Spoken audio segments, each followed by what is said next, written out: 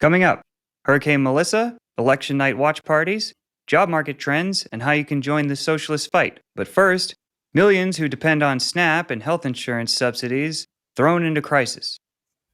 Hello, everyone, and welcome to the MDC Dispatch. I'm your host, Tony, and I will be bringing you news and events from Metro DC DSA. Subscribe to our YouTube channel and be on the lookout for a new Dispatch episode every first and third Sunday each month, except December. We're taking a break for the holidays. The U.S. government is not out of funds. While the federal government is shut down, the Trump administration has been refusing to allocate money to continue funding SNAP, the Supplemental Nutrition Assistance Program, sometimes referred to as food stamps. Current funding was set to expire at the end of October. The lapse on Saturday, November 1st, was the first in the program's 60-year history. Approximately 42 million Americans rely on SNAP each month to purchase food, including infant formula. 86% of these households include children, elderly living alone, and individuals with a disability. Nearly 1 in 5 DC residents use SNAP, along with nearly 680,000 residents in Maryland. Contradicting a common right-wing talking point, 77% of food-insecure individuals in Maryland are employed, and the largest percentage of SNAP recipients, 37%, are white. Also, at the end of the year, ACA subsidies will expire, sending the price of health care skyrocketing for tens of millions. These are the stakes in the government shutdown standoff.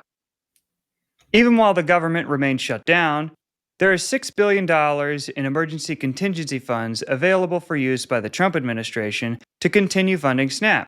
But in the midst of rising inflation, stagnated wages, accelerating costs for food and housing, and increasing and underemployment, the administration is refusing.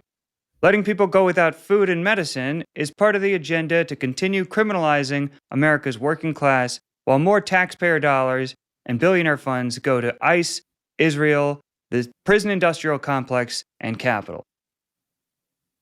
More than 9% of participating households moved above the federal poverty line when SNAP benefits were included in gross income, and 10% of the lowest income SNAP households moved out of deep poverty.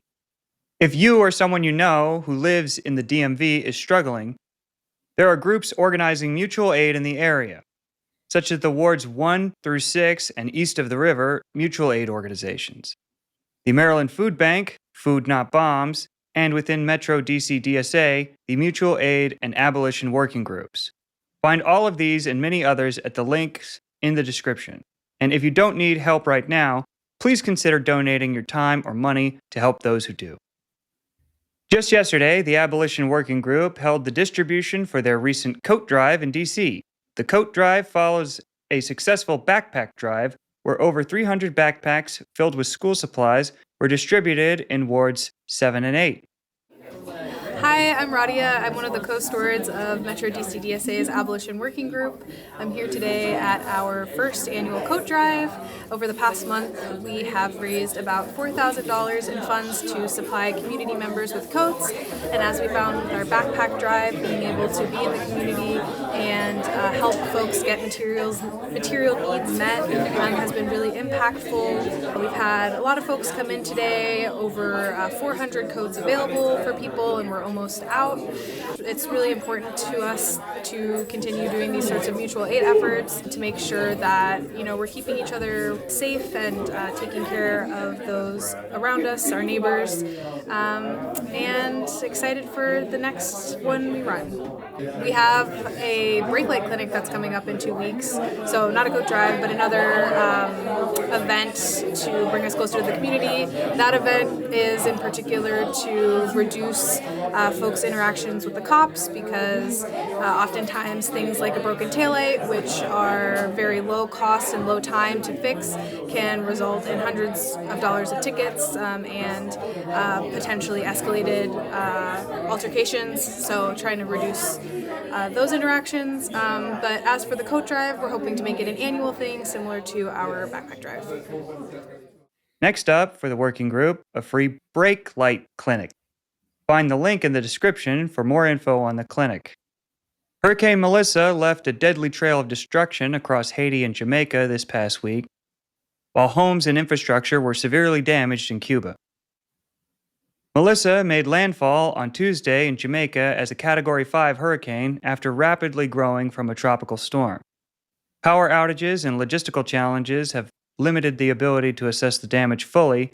As of Friday, the death toll stands at 19. Over 200 homes were destroyed or damaged by Hurricane Melissa in the Haitian town of Petit-Go, according to Haiti's Civil Protection Agency. As of Friday, the BBC has reported that Melissa killed at least 30 people, including 10 children. Relief efforts are underway. Find a roundup of organizations you can donate to in the description. For the past 3 months, Metro DC DSA has led a wide-spanning canvassing operation for chapter-endorsed socialists running for local office in Maryland. Victory could lead to the expansion of rent control, police accountability, and public infrastructure demanded by workers in Montgomery and Prince George's counties. Maryland voters can consult the state's website to check registration status and voting locations. Maryland also has same-day voter registration. If registering, bring an ID card, change of address card, paycheck, bank statement, utility bill, or other government document.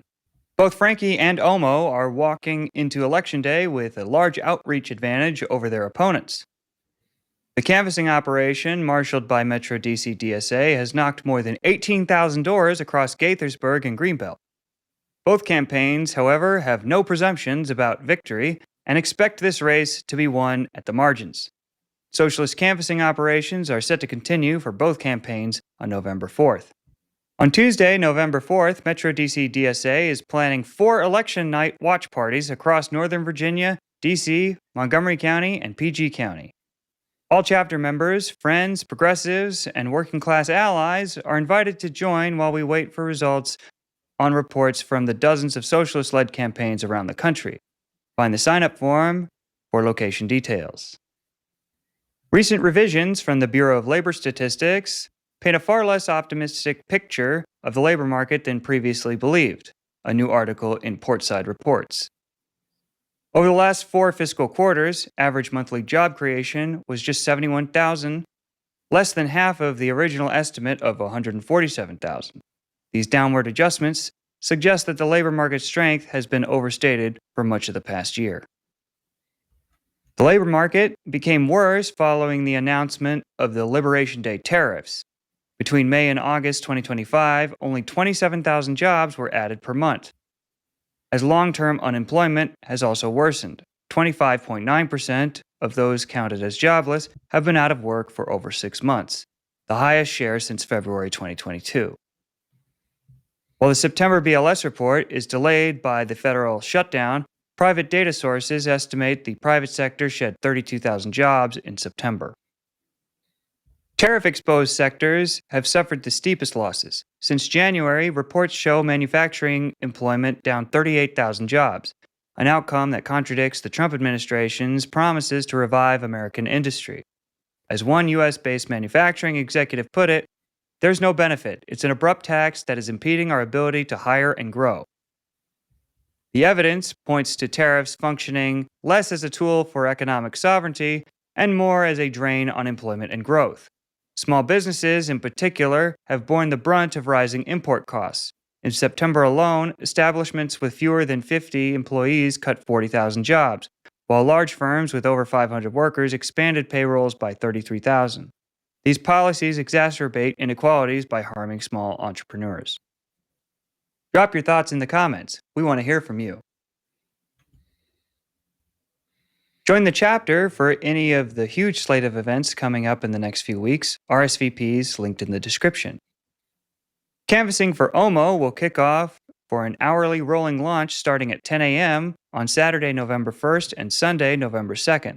Organizers will also be staffing the polling site on Election Day, Tuesday, November 4th, starting at 7 a.m. at the Activity Center at Borough Park and going all day. On Tuesday, November 4th, from 9 a.m. to 5:30 p.m., canvasses will be launching from Frankie's home in Greenbelt. Volunteers are encouraged to join a launch time convenient for them. Join the Reproductive Justice Campaign as they meet to discuss upcoming events, actions, and more. They will be going over their campaign and how you can get involved.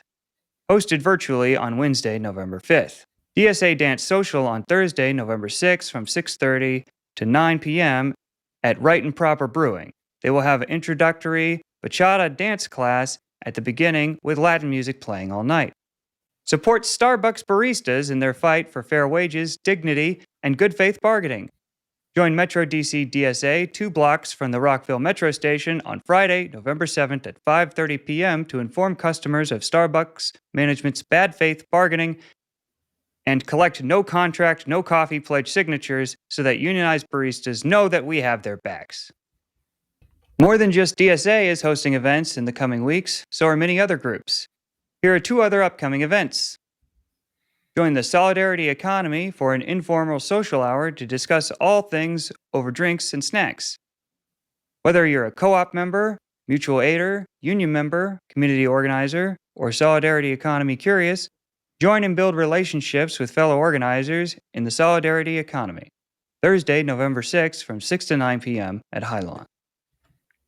One of the founders of Metro DC DSA, Suzanne Crowell, was long active in the civil rights and labor movements, as well as serving as an advocate in the DC and federal governments. Suzanne, who died of esophageal cancer in Brunswick, Maine on June 15th, never wavered in her commitment to democratic socialism. A celebration of her life will be held at the Blair East Club Room, 1220 East West Highway in Silver Spring. Find these activities and many more at the calendar of events on our website or in our weekly update, also linked in the description. The Democratic Socialists of America is growing. If you're not a member of DSA and would like to connect with other like-minded activists, community organizers, and neighbors, visit dsausa.org and join today. Metro DC DSA is the 3rd largest chapter in America with over 2,000 members. We're very active in the community and have groups focused on labor, tenant rights, LGBTQ rights, environmental activism, and much more. DSA is the largest socialist organization in America, and we would love to have you as a member. These and other stories, along with links and sources, can be found in the Metro DC DSA Weekly Update newsletter, which you can find linked in the description. This production has been a collaboration of members of Metro DC DSA. Look for a new video in 2 weeks on November 16th. Then we'll return after the holidays in January. I'm your host, Tony. A better world is possible.